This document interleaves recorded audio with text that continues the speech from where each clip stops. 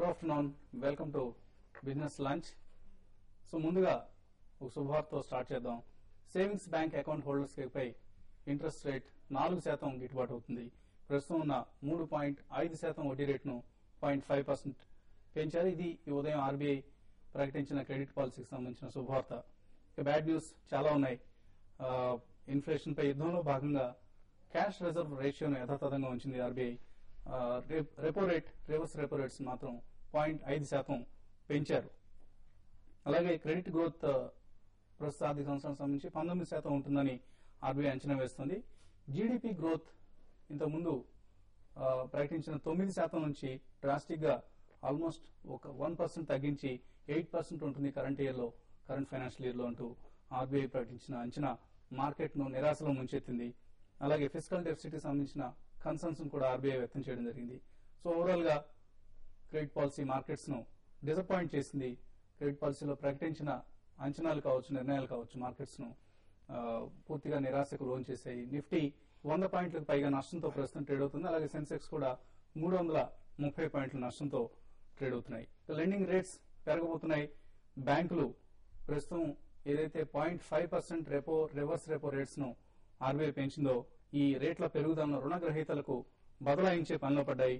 So మన home loan rates, car loan rates, అలాగే personal loans, ఇవన్నీ ఈ లోన్స్ పై చెల్లించే వడ్డీ రేట్లు 0.5 లేదా అంతకంటే ఎక్కువ కూడా పెరిగే అవకాశం ఉంది. గత 15 నెలల్లో అంటే మార్చి 10 నుంచి మార్చి 2010 నుంచి గమనిస్తే 9 సార్లు ఆర్బీఐ వడ్డీ రేట్లు పెంచింది. రానున్న రోజుల్లో వడ్డీ రేట్లు మరింతగా పెరగనున్నాయని మార్కెట్ వర్గాలు భయపడుతున్నాయి. సో దీంతో ప్రధానంగా rate sensitive stocks like banks కావచ్చు, ఆటోమొబైల్స్ కావచ్చు, real estate stocks, capital goods stocks ఇవన్నీ కూడా నష్టపోతున్నాయి. State Bank of India, PNB వంటి బ్యాంకింగ్ స్టాక్స్ 3.5% పైగా నష్టంతో ట్రేడ్ అవుతున్నాయి ప్రస్తుతం. అలాగే వరుసగా వస్తున్న నెగిటివ్ న్యూస్ లో భాగంగా ఎల్ఐసి చైర్మన్ ను, LIC is the countries top most financial institution, markets లో చాలా హెవీగా ఇన్వెస్ట్ చేసే ఇన్స్టిట్యూషన్ కూడా ఎల్ఐసి చైర్మన్ ను టిఎస్ విజయన్ ప్రస్తుత చైర్మన్, ఆయన డిమోట్ చేసి ఎండీగా తీసుకొస్తున్నారు. సో ఈ బహుశా ఆయన రిజైన్ చేయడానికి కూడా అట్టే సమయం పట్టకపోవచ్చు. ఎల్ఐసి హౌసింగ్ ఫైనాన్స్ సీఈఓని లాస్ట్ ఇయర్ అరెస్ట్ చేసిన సంగతి మనందరికీ తెలిసిందే. సో ఈ ఉదంతంలో విజయన్ వ్యవహరించిన తీరు కావచ్చు, లాస్ట్ 3 years లో ఎల్ఐసి ఇన్వెస్ట్మెంట్స్, షేర్ మార్కెట్ లో చేసిన ఇన్వెస్ట్మెంట్స్ అన్ని అవకతవకలు చోటు చేసుకున్నట్లుగా ప్రభుత్వం గుర్తించింది. ఈ అంశాల్లో భాగంగా ఆయన రిమోట్ చేస్తున్నట్లు ప్రకటించింది. ఇది కూడా మార్కెట్ సెంటిమెంట్ పై కొంత ప్రభావం చూపిస్తుంది. సో ఓవరాల్ గా markets are in bad shape. ఈ అంశాలపై మనతో మాట్లాడేందుకు అనలిస్ట్ కుటుంబరావు గారు, అలాగే బాలా గారు, రమేష్ గారు సిద్ధంగా ఉన్నారు. సో కుటుంబరావు, క్రెడిట్ పాలసీ సంబంధించి కొంత డిసప్పాయింట్మెంట్ తప్పదు అనుకున్నప్పటికీ ఇది చాలా ఎక్కువ సివియర్ కట్ గా మనకు కనిపిస్తుంది. ఆల్మోస్ట్ సెన్సెక్స్ 300 పాయింట్ల పైగా నష్టమైంది. ఎక్కడి నుంచి నిఫ్టీకి కావచ్చు, సెన్సెక్స్ కానీ సపోర్ట్ దొరకవచ్చు? ఒకటండి, ఫస్ట్ క్రెడిట్ పాలసీకి వస్తే కనుక మాత్రం డెఫినెట్లీ చాలా హాకీ స్టోన్ డిస్ప్లే చేశారనమాట ఇటు సుబ్బారావు గారు. బట్ అది ఎక్స్పెక్టెడ్ అనమాట. ఎందుకంటే మార్నింగ్ కూడా మనం చెప్పాము 25 basis points అయితే మార్కెట్ ఫ్యాక్టర్ చేసుకుంది, కానీ 50 basis points కనుక హైక్ చేసేటట్టయితే బాగా షార్ప్ గా మార్కెట్స్ పడే పాసిబిలిటీ ఉందని. అయితే ఇక్కడ ఇంకోటి కూడా మనం గుర్తించాలి, సింగిల్ రేట్ పాలసీకి వచ్చామన్నమాట. అంటే ఎప్పుడైతే రిపో రేట్ అనౌన్స్ చేస్తారో దానికి 100 basis points ఐదర్ వేనే ఇటు ఉంటాయి, మిగతా రేట్స్ అన్ని కూడా అని చెప్పేసి క్లియర్ గా చెప్పారు. ఈ సింగిల్ రేట్ రెజీమ్ అనేది కూడా ఒక విధంగా బెనిఫిషియల్ అనమాట. ఎందుకంటే ఇంటర్మీడియట్ గా క్వార్టర్లీ పెంపకాలు అనేది అవి ఉండకపోవచ్చు ఇక్కడి నుంచి. And more over RBI proactive గా ఉంది అగేన్స్ట్ ఇన్ఫ్లేషన్ అని చెప్పేసి అని అనుకోవచ్చు అనమాట. ఎందుకంటే along with other emerging markets recently కనుక చైనా పెంచిన ఇంట్రెస్ట్ రేట్లు కానీ, ఇటు వేరే ఎమర్జింగ్ మార్కెట్స్ లో పెరిగిన ఇంట్రెస్ట్ రేట్స్, ఇన్ఫాక్ట్ యూరోప్ లో మనం ఇంత సావరిన్ డెట్ కన్సర్న్స్ ఉన్నా కూడా యూరోపియన్ సెంట్రల్ బ్యాంక్ కూడా 25 basis points పెంచడం చూసాం. కాబట్టి గ్లోబల్లీ ఇన్ఫ్లేషన్ అనేది ఇవాళ మేజర్ ప్రాబ్లం అవుతుంది. దాన్ని కాంబాట్ చేయడానికి మానిటరీ పాలసీ ఒకటే మేజర్ టూల్ కాబట్టి దాన్ని యూజ్ చేసుకుంటా ఆర్బీఐ ఇవాళ 50 basis points పెంచింది. కాబట్టి రేట్ సెన్సిటివ్ సెక్టార్స్ అన్ని ఎక్కువగా పడినాయి అనమాట. దట్టు బ్యాంక్స్ అన్నమాట నిన్నటి నుంచి వీక్నెస్ లీడ్ అయింది. ఇంకొకటి కూడా మనం అబ్జర్వ్ చేయాలి, అసే ట్రేడర్స్ కి అయితే మాత్రం దేర్ వాస్ ఈజీ ఆపర్చునిటీ అని చెప్పాలన్నమాట మనీ చేసుకోవడానికి. ఎందుకంటే నిన్న బ్యాంక్ నిఫ్టీలో దాదాపు 3.5-4 లక్షలు ఓపెన్ ఇంట్రెస్ట్ జంప్ అయింది షార్ట్ పొజిషన్స్ అనమాట. That it self shows that markets were very convinced అనమాట దట్ ఇవాళ 50 basis points హైక్ ఉంటుంది. అండ్ బ్యాంక్ స్టాక్స్ పడతాయని కూడా. ఇన్ఫాక్ట్ 11,284 దగ్గర 200-డే మూవింగ్ యావరేజ్ బ్యాంక్స్ ఉన్నది, బ్యాంక్ నిఫ్టీది. దాని కిందే నిన్న క్లోజ్ అయింది. ఇవాళ అక్కడి నుంచి దాదాపు 300 పాయింట్స్ పట్టడం కూడా క్లియర్లీ మనం ముందే ఫోర్కాస్ట్ చేసింది మార్కెట్ అని చెప్పేసి కూడా అనుకోవచ్చు అనమాట select players. All in all మీరు అన్నట్టు మార్కెట్స్ బ్యాడ్ షేప్ లో ఉన్నాయని నేను అన్నాను. Markets are in good shape.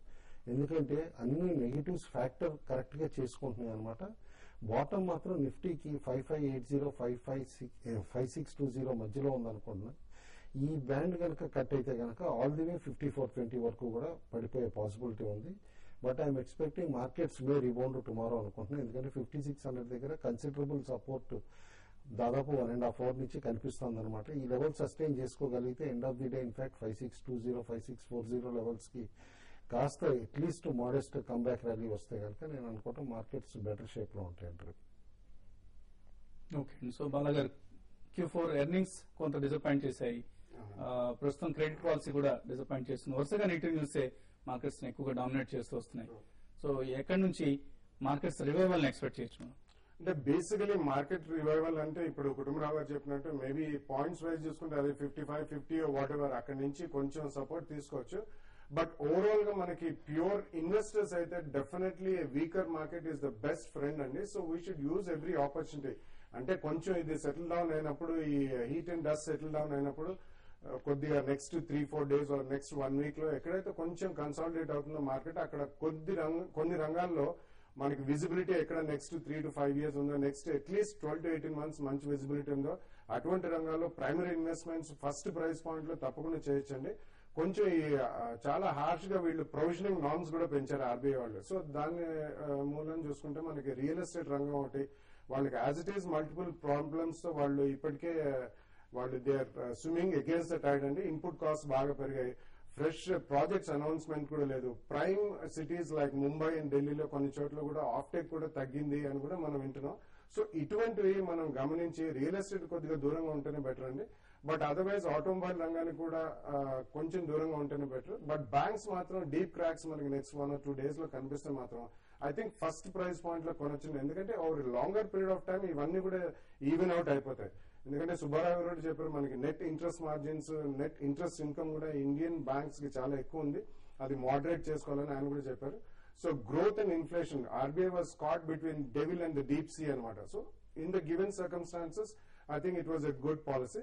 But over period of time ఇవన్నీ ఈవెన్ అవుట్ అయిపోతాయి. సో డీప్ క్రాక్స్ ఉన్నప్పుడు డెఫినెట్లీ ఫస్ట్ ప్రైస్ పాయింట్ లో we can selectively start investment buying.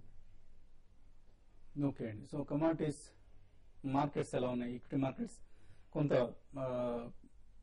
Pressure గురవుతున్నట్లు కనిపిస్తుంది. అండ్ కమాడిటీస్ ని అందరూ బ్లేమ్ చేస్తున్నారు ఇన్ఫ్లేషన్ కి ప్రధాన కారణంగా. సో కమాడిటీ ప్రైసెస్ ఏమైనా తగ్గించే ప్రయత్నం చేస్తున్నారు? ఓవరాల్ గా కమోడిటీస్ ప్రైసెస్ చూసినట్లయితే ఇంటర్నేషనల్ ప్రైసెస్ తో కంపేర్ చేసుకుంటే మనం ఒక సిల్వర్ ని కన్నా ఎగ్జాంపుల్ గా తీసుకున్నట్లయితే లాస్ట్ అంటే $49.81 నుంచి ఆల్మోస్ట్ 42.26 cents డాలర్స్ 42.26 వరకు కరెక్షన్ రావడం జరిగింది. అదే తర్వాత మనకి ఉన్న డాలర్ ఇండెక్స్ ఏదైతే స్ట్రెంగ్ అవుతుందో నిన్న వరకు చూసినట్లయితే మనకి 76.83 వరకు ఉన్నటువంటి డాలర్ ఇండెక్స్ ఒక దశలో 72.86 వరకు రావడం జరిగింది. నిన్న ఈవినింగ్ నుంచి కన్నా మనం అబ్జర్వ్ చేసినట్లయితే డాలర్ ఇండెక్స్ లో కొంత స్ట్రెంగ్ కనబరచడం చూస్తున్నాము. ఈ రోజు కూడా మనము డాలర్ అండ్ యూరోతో ఇండియన్ కరెన్సీ చూసినట్లయితే కొంత స్ట్రెంగ్ కనబడుతుంది.